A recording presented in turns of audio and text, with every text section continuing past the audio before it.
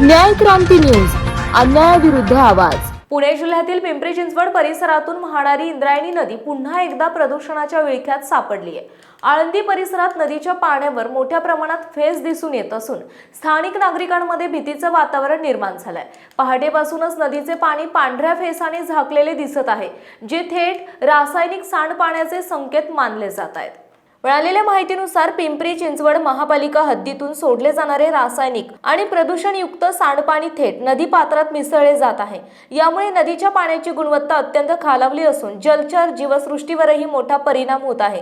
केवळ सांडपाणीच नव्हे तर विविध ठिकाणांहून वाहून आलेला कचरा आणि घनद्रव्यही नदीच्या प्रवाहासोबत मिसळून नदीचे रूपांतर अक्षरशः गटारात झाले। गेल्या अनेक वर्षांपासून स्थानिक नागरिक, पर्यावरण प्रेमी आणि सामाजिक कार्यकर्ते या समस्येबाबत आवाज उठवत आहेत, मात्र संबंधित प्रशासनाकडून ठोस कारवाई होताना दिसत नाही।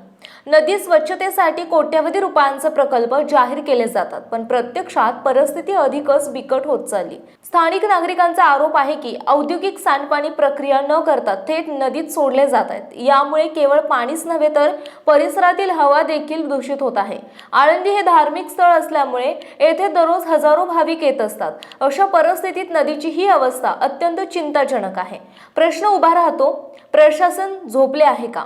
महापालिका प्रदूषण नियंत्रण मंडळ आणि संबंधित यंत्रणा नेमके काय करत आहेत? नियमांचे उल्लंघन करणाऱ्यांवर कारवाई का होत नाही? आणि सर्वात महत्त्वाचं म्हणजे नागरिकांच्या आरोग्याशी खेळ करणाऱ्यांना जबाबदार कोण धरणार? जर वेळेत यावर उपाययोजना केल्या नाहीत तर येणाऱ्या काळात ही समस्या आणखी गंभीर होण्याची शक्यता नाकारता येत नाही। त्यामुळे तात्काळ कठोर पावले उचलून इंद्रायणी नदीचे रक्षण करणे हीच काळाची गरज आहे। न्याय क्रांती न्यूज, अन्यायाविरुद्ध आवाज।